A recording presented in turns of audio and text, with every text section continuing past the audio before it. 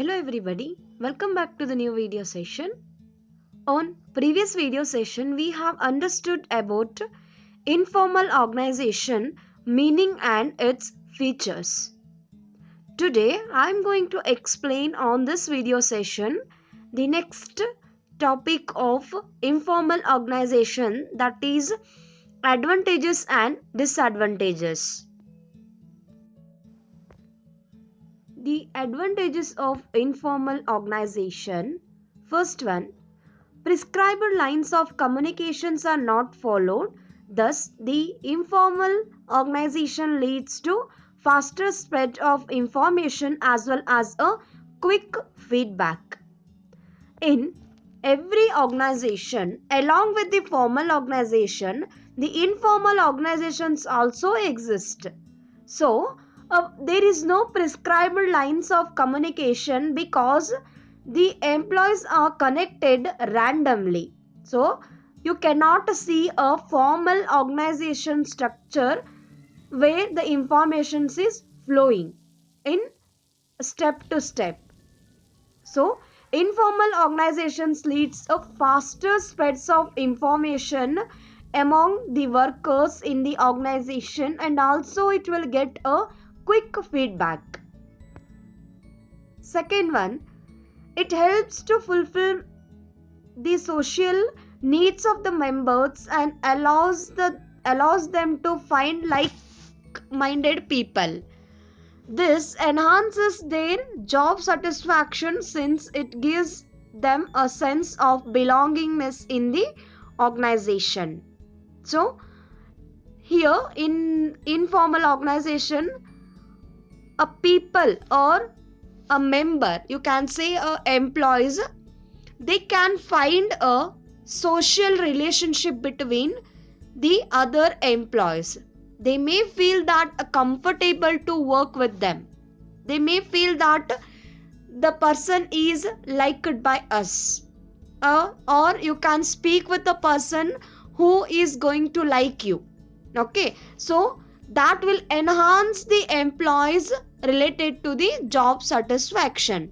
So they will feel that somebody is belonging to us in the organization. That will leads the person to work in the organizations with enthusiastically. It contributes towards fulfillment of organizational objectives by compensating for inadequacies in the formal organization. For example, employees' reactions towards the plans and policies can be tested through the informal networks. Informal organizations will contribute some fulfillment of organizational objectives by asking some likes and dislikes among the workers. So that will help the organization to come up with new ideas. So if the social relationship or social needs are satisfied by the workers, they will be start thinking about the organization. So that will leads them to achieve the organizational goal by group with the interested people. So sometime a informal organization will be having advantages which will help the organization to achieve the goal.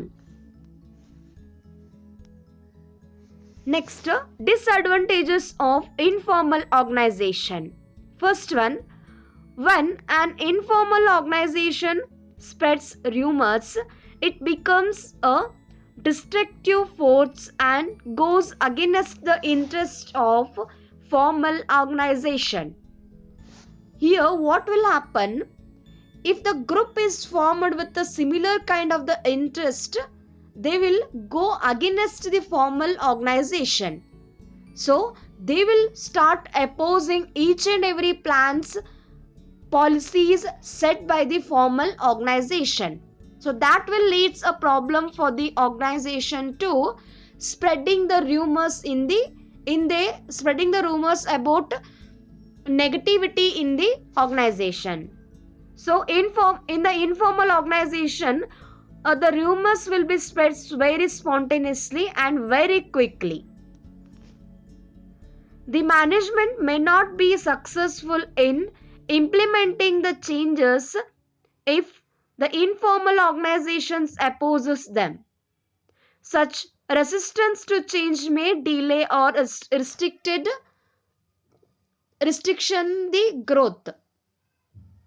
So what will happen? Suppose a informal group is start opposing for each and every policies or goals set by the organization. It will be very difficult for the organization to implement the changes. So that will leads to the resistance to change. Resistance is nothing but the opposition for the changes. So it will be effect on the delay. So decision will be taken on decisions will be taken on the by taking a too much of time. So that will be create a problem for the growth of the organization. Last one, it pressurizes the members to conform to group expectations. This can be harmful to the organization if the norms set by the group are against the organizational interest. Pressurizes is nothing but a forcing the group members. If you belongs to any informal group, the group member or the leader will force you for opposition of each and every goals or norms set by the organization. Either you can leave the group nor you can follow the norms set by the group. So if the group is in a positive towards the organization goals, that will not harm your growth or that will not harm for your organization. But if you belongs to the negative group, definitely you have to face the problem. You have to face the problems related to the group restrictions. You must follow the group norms or goals set by them.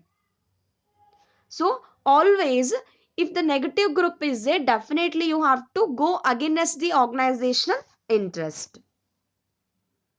This completes today's topic. Thank you.